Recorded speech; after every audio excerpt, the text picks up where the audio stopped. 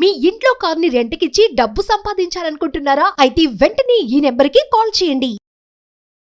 Welcome to our channel. నేను రమారావి. మామూలుగా ఆరోగ్యం అనారోగ్యం 2 పాయింట్లు ఉంటాయండి మనకి జీవితంలో. అది చిన్నప్పటి నుంచి ఏదో జలుబు దగ్గు తుమ్ములు, తరచూ జ్వరం వస్తుంది, లేదా కడుపులో నొప్పి వస్తుంది, అన్నం అరగదు, కాళ్ళు నొప్పులు, చేతుల నొప్పులు, అవేవో విటమిన్ డెఫిషియన్సీలు, రకరకాలు వస్తూ ఉంటాయి. మనతో పాటు మన పిల్లలకి వస్తాయి, ఇన్లాస్కి వస్తాయి, భర్తలకు వస్తూ ఉంటాయి. ఇవన్నిటిని హ్యాండిల్ చేస్తాం.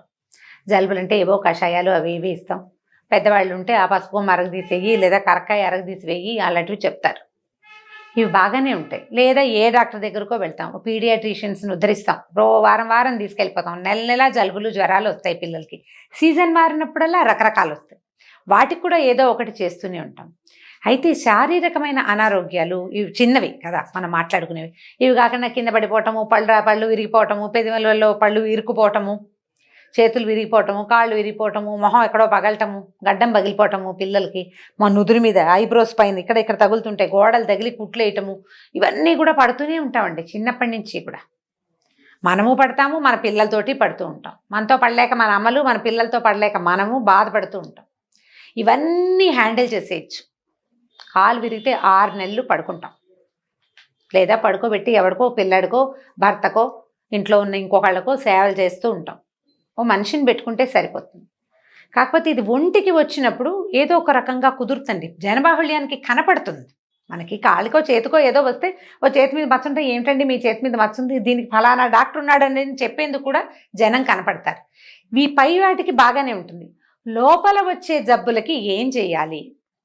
మానసికమైన అనారోగ్యాలు, భయాలు, బెంగలు, అనుమానాలు, రకరకాల హెల్యూసినేషన్స్, భ్రమలు, ఇలా అయితే అలా అయితే అలా అయ్యి ఇంకోలా అయితే అప్పుడు ఏమైపోతుందో అని ఊహించుకుంటూ ఉంటాం. అమ్మో బయటికి వెళ్ళాడా పిల్లాడు బయటికి వెళ్తే వాడికి యాక్సిడెంట్ అయితే, ఆ తర్వాత వాడిని ఎత్తురుపోతే, ఒకవేళ కిడ్నీ చిరిగిపోతే, పొట్టలో ఏదైనా అయిపోతే, మొహం పగిలిపోతే 100 ఆలోచిస్తాం. ఈ 100 ఆలోచించిన తర్వాత మరణం దాకా వెళ్తుంది బుద్ధి. ఈ భయానికి ఈ ఇంట్లో ఉన్న తల్లికి బీపీ వస్తుంది, వామిటింగ్స్ అయిపోతాయండి. వామిటింగ్స్, మోషన్స్, టెన్షన్ వల్ల అయిపోయేవాళ్ళు కోకొల్లలు, అది ఎట్లాగో కనపడుతుంది. ఈ టెన్షన్ తోటి పిల్లల్ని బయటికి వెళ్ళనివ్వకుండా కట్టడి చేస్తాం. నాకు భయం అని చెప్తుంటారు. మా అమ్మకి భయం, నన్ను బయటికి పంపించదు అని చెప్పే మగపిల్లలు, ఆడపిల్లలు నా నెత్తి మీద ఉన్నంత జుట్టు ఉన్నంత మంది కనపడతారు. మా అమ్మకి భయం, మమ్మల్ని పంపించదు ఎక్కడికి. తల్లుల భయాన్ని పిల్లలు హ్యాండిల్ చేయలేకపోతారు. ఎవరి భయాన్ని వాళ్ళే హ్యాండిల్ చేసుకోవాలి. ఇది లోక సహజమైనది అని గ్రహించుకోలేకపోతాం. భయాలని, బెంగలని వాటిని పోగొట్టుకోవాలి. వీటితో పాటు ఇప్పుడు కొత్తగా కనపడుతున్న జాడ్యం ఏంటంటే హెల్యూసినేషన్స్, భ్రమలు. వేరే ఏదో లోకం వచ్చేస్తుందని, వేరే ఎవరో దిగొచ్చేస్తారని, ఏదో అవుతుందని ఊహించుకుంటూ ఉండటం. ఇప్పుడు లోక సహజంగా లేని ఒక విచిత్రమైన ఆలోచనలు మనకు వస్తూ ఉంటే ఇది సహజం కాదని గుర్తెరగాలి ముందు మనం. ఇవి మనకి ఏ సమయంలో వస్తున్నాయి, నేను ఎక్కువగా ఎప్పుడు భయపడుతున్నాను, ఎందుకు భయపడుతున్నాను, ఈ 2 ప్రతి స్త్రీ ఆలోచించుకోవాలి మొదట. ఇదండి చిన్నపిల్లల భయాలు కాదు, పీరియడ్స్ స్టార్ట్ అయిన దగ్గర నుంచి, అంటే మెచ్యూర్ అయిన దగ్గర నుంచి అలాంటి సమయాల్లో భయపడతారు కొంతమంది ఆడపిల్లలు. భయాలు వస్తాయి. ఎవరైనా అన్నెసెసరీగా అంటే అబ్యూజ్ చేసిన ఆ భయాలు కూడా పోవు, ఎప్పటికీ జీవితాంతం బాధిస్తూనే ఉంటుంది అది. వాటిని పిల్లల దగ్గర కనుక అలాంటి భయాల్ని మనం చూస్తే వాటిని మాట్లాడిచ్చి పోగొట్టాలి. పిల్లలు ఎవరినైనా చూసి భయపడుతుంటే అది శాశ్వతమైన భయంగా ఉండిపోతుంది. కాబట్టి ఆ భయాన్ని పోగొట్టడానికి తల్లులు, ఇంట్లో ఉండే మేనత్తలు, పిన్నులు ఎవరైనా ఉంటే కజిన్స్, వాళ్ళు ట్రై చేసి పోగొట్టాలి. టీచర్స్ కూడా కొంచెం ముందుకు వేయాలండి ఈ విషయంలో. ఒక పిల్ల ఎంతసేపు భయపడుతుంది, సమాధానం చెప్పదు, తలకాయ దించుకుంటుంది, యాక్టివ్గా ఉండదు. అంతకుముందు బాగానే ఉండేది, సడన్గా మెతగ్గా అయిపోయింది. ఎందుకు అయిపోతుంది పిల్ల? ఏమైంది? దీని లైఫ్లో వచ్చిన మార్పు ఏంటి? అది ఇంట్లోదా, బయటదా, ఆ అమ్మాయి లోపలే ఏదైనా భయం వచ్చిందా, ఏదైనా వేరే వ్యక్తుల వల్ల కలిగిందా అనేది కనుక్కోవాలి, తెలుసుకోవాలి. ఇది పిల్లల విషయంలో చేస్తాం. భయాలు మనకి కలుగుతున్నాయి అనుకోండి, మిడిల్ ఏజ్లో కొన్ని భయాలు వస్తాయి. ఇప్పుడు చిన్నపిల్లలకి 14-13 ఏళ్ల వయసులో టీనేజ్లో వచ్చే భయాల గురించి చెప్పుకున్నాం. 20s, 24, 25, 26 వచ్చేసరికల్లా జీవితం పట్ల భయం, జీవితం పట్ల అభద్రతాభావం. ఉద్యోగం రాలేదు, నా చదువుకు తగిన ఉద్యోగం రాలేదు, భర్త ఎట్లాంటి వాళ్ళు వస్తారో, వాళ్ళు ఎవరి మొగుడో తంతట, మన మొగుడు ఎలా ఉంటాడో అని మగవాళ్ళని నమ్మకపోవటం, ఈ భయాలు. ఇవి కూడా వీటన్నిటికీ ఏంటంటే మాట్లాడి తెలుసుకోవాలి.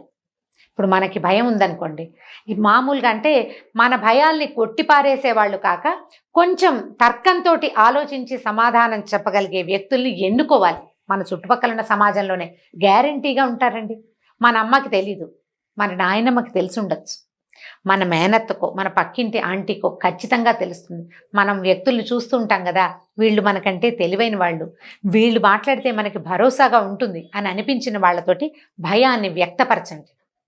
ఆ లోపల ఉన్న భయము చిన్న చుక్కగా స్టార్ట్ అయ్యి పెద్ద గొయ్యిలా మారి చివరికి నుయ్యి అయిపోతుంది. అది దాంట్లోకి దిగిపోవటమే, ఎప్పుడు ఉండదమ్మా, దిగడమే ఉంటుంది. దిగుడు బావులు అంటారు వాటిని, దిగుతారు, ఎక్కలేరు. ఆ మెట్లు పైకెక్కటానికి పనికిరావు. ఎప్పుడు నూతుల్లోకి దిక్కకూడదు. ఆ నుయ్యి మన మనసులో ఏర్పరచుకోకూడదు. ఏర్పడుతున్నటువంటి చిన్న బిందువుని బిందు ప్రమాణంలోనే పోగొట్టుకోవాలి. ఇవి కాకుండా మిడిల్ ఏజ్ భయాలు, పిల్లల సెటిల్మెంట్ల పట్ల, పిల్లల పెళ్ళిళ్ళ పట్ల భయాలు రకరకాలు. పిల్లలు రేపొద్దున నాతో సరిగ్గా ఉంటారో ఉండరో, పక్కింటి పిల్లవాడు వాళ్ళ అమ్మని సరిగ్గా చూడలేదు, వదిలేసి వెళ్ళిపోయాడు, వీళ్ళకి ఏమి డబ్బంపించడు, వాళ్ళని చూడ్డు, ఆవిడకి అనారోగ్యం వచ్చినా నేనే దిక్కు, నా పిల్లాడు ఏం చేస్తాడో అని ఉన్న పిల్లాడి పట్లే భయంగా ఉంటుంటుంది. లోక సహజంగా అలా ఎప్పుడూ జరగదండి, ఎవరి జీవితం వాళ్ళది. ఇలాంటి భయాన్ని కూడా ఎక్స్ప్రెస్ చేయాలి.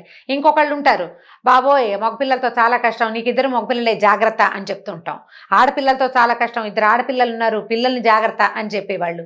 వీళ్ళు ఏం చేస్తారంటే మనకి ధైర్యం చెప్పడానికి పోయి భయపెడుతుంటారు. మనకు అసలే ఉన్న భయాలకి ప్లస్లు పెడుతూ ఉంటారనమాట. ఎప్పుడూ ప్లస్ల్ని మైనస్ల్ని తీసుకోవద్దు, మీ బుద్ధిని మీరు బేరీజ్ వేసుకోండి. వివరంగా పిల్లలతోటి మాట్లాడండి. కంపానియన్ భర్త కానీ ఇంట్లో పెద్దవాళ్ళు కానీ ఉంటే మీ భయాలని విశదంగా వాళ్ళ ముందు చెప్పండి. అవతల వాళ్ళు కొట్టిపారేస్తుంటే వీళ్ళు కాదు, కొట్టిపారేసే వాళ్ళు కాదు, మనకి సోదాహరణంగా చెప్పగలిగే వాళ్ళు కావాలి. మీ భయాన్ని పారద్రోలే వాళ్ళని వెతకండి. లేదా మన వల్ల కాదండి, నేను వెతకలేను, ఎవరికి చెప్పినా ఇంతే అంటే మీ భయాన్ని మీరే పారద్రోలండి ఈజీ మెథడ్ తోటి. ముందు మీకు ఎందుకు భయం, దేనివల్ల మీరు భయపడుతున్నారు అనేది రాయడం మొదలుపెట్టండి.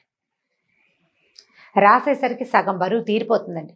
ఇది చాలా సులువైన మార్గం, ట్రై చేసి చూడాలంతే. అబ్బాయి నేను ఎప్పుడు చిన్నప్పటి నుంచి ఉత్తరాలు కూడా రాయలేదండి, నేను రాయలేను అంటే చిన్నప్పటి నుంచి ఏం చేసామండి మనం?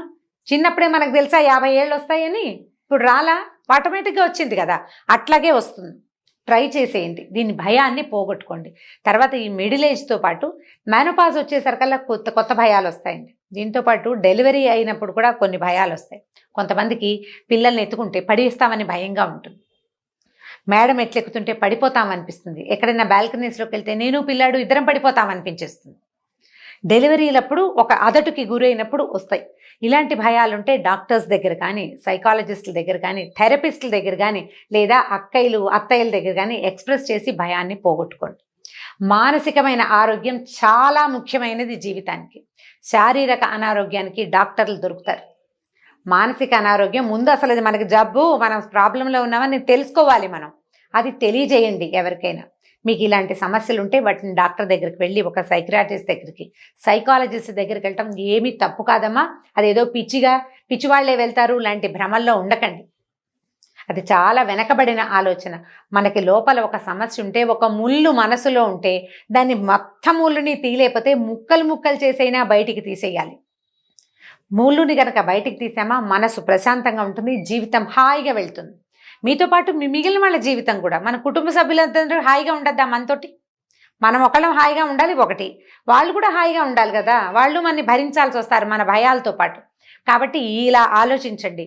ఏ రకమైన మనసులో భయాలు బెంగలు ఉన్నా వాటిని ఎక్స్ప్రెస్ చేసి బయటికి వెడలగక్కి భయాన్ని పోగొట్టుకోండి. లోపల దాచిపెట్టుకుని అదలా ఉంచి నూతులుగా చేయబోకండి. జాగ్రత్త పడండి.